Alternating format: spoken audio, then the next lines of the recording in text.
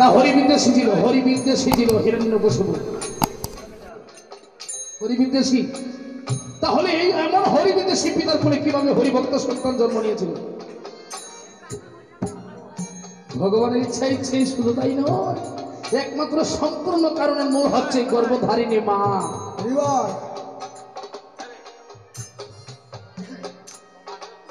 দায়িত্বটা হচ্ছে মায়ের কাছে, বাবার কাছে তেমন একটা দায়িত্ব নয়।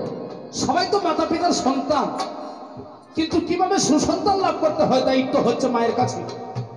দেখুন, এই বর্তমান যুগে কোনো মাতৃগর্ভ থেকে যদি ছেলে সন্তান জন্ম না নিয়ে শুধুমাত্র মেয়ে সন্তান জন্ম নেয়, এমনও তো মাতা পিতা আছে তাদের ছেলে সন্তান নেই।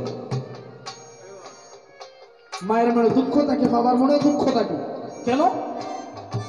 ভাবেন যে মেয়ের মা বাবা নাকি জীবনে কোনোদিন সুখ পাবে না, শান্তি পাবে না, মেয়েটাকে পড়ার ঘরে দাঁড় করে দিতে হবে। আর যদি কোনো মাতৃগর্ভ থেকে কয়েকটি ছেলে সন্তান জন্ম নেয়, মায়ের মনে আনন্দ, বাবার মনে আনন্দ। তারা ভাবেন কি যে ছেলের মা বাবার কখনো কোনোদিন কষ্ট হবে না, দুঃখ হবে না, অশান্তি হবে না, তাই নাকি? একবার ভেবে দেখুন, শুধু সজ্জন মন্ডলী, সুখ শান্তির অধিকার কোনো সন্তান নয়, ছেলে বলেন আর মেয়েই বলেন, কোন সন্তান সুখ শান্তির অধিকার নয়। সুখ শান্তির অধিকার হচ্ছে কর্ম। কর্ম যদি ভালো থাকে, মেয়েও মা বাবাকে শান্তি দিতে পারে, সুখ দিতে পারে।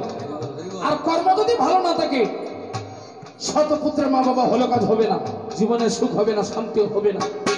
প্রমাণ, এটা আমার মুখের কথা নয়, ভাগবতে প্রমাণ পেয়েছে। ছেলে সন্তান লাভ করলে যদি মা বাবার সুখ হতো, শান্তি হতো, তাহলে গান্ধারীর গর্ভে যে শতপুত্র জন্ম নিয়েছিল, এখানে শতপুত্র লাভ করে কি গান্ধারী শান্তি পেয়েছিল? না। ধৃতরাষ্ট্র কি শান্তি পেয়েছিল? না। মা বাবার আগেই শতপুত্র প্রাণ হারা হয়েছে। হয়তো আপনারা ভাবতে পারেন যে গান্ধারীর শতপুত্র তার কৃষ্ণ ভক্ত ছিল না। যদি কৃষ্ণ ভক্ত হতো তাহলে মা বাবার সুখ হতো, শান্তি হতো। চলে যান সুসন্তানের দিকে, সুপুত্রের দিকে। কৃষ্ণ ভক্ত সন্তান যদি মা বাবাকে সুখ দিতে পারত, তাহলে রামায়ণেই তো প্রমাণ পেয়েছে। আপনারা জানেন, আপনারা জ্ঞানীবান ভক্ত, আমি কোনো রামায়ণ কীর্তনী নই, তো আমি এখানে কীর্তন করতে এসেছি। আমি জানি এটা রামায়ণের এলাকা, আপনারা অনেক রামায়ণ কীর্তন শ্রবণ করেছেন। সুসন্তান যদি মা বাবাকে সুখ দিতে পারতো, শান্তি দিতে পারতো, তাহলে ত্রেতা যুগে যে দশরথ রাজার কোলে 4 জন সুপুত্র জন্ম নিয়েছিল, রাম, লক্ষ্মণ, ভরত, শত্রুঘ্ন, এখানেও সুপুত্র লাভ করে কি দশরথ রাজা শান্তি পেয়েছিল? মা কৌশল্যাকে শান্তি পেয়েছিল? না। এখানেও সুপুত্র লাভ করে দশরথ রাজা বাসি মরা হয়েছিল। চলে আসুন দাপর যুগে, শুধু ভক্তমন্ডলী, শুধু মাতৃমন্ডলী, দাপর যুগে দেখুন ভগবান কৃষ্ণ যাদের কোলে জন্ম নিয়েছিলেন, পিতার নাম বসুদেব, মাতার নাম দৈবকী। তাহলে একবার ভেবে দেখুন, ভগবান কৃষ্ণ যাদের ছেলে, তারা কেন বন্দী হয়ে রয়েছিলেন কংসের জেলে? তাহলে সুখ শান্তির অধিকার হচ্ছে কর্ম। আজ এখানে যে কীর্তন করতে এসেছি, অবশ্যই এখানে কোনো মুখ্য উদ্দেশ্য আছে। বহু জায়গায় কীর্তন করি।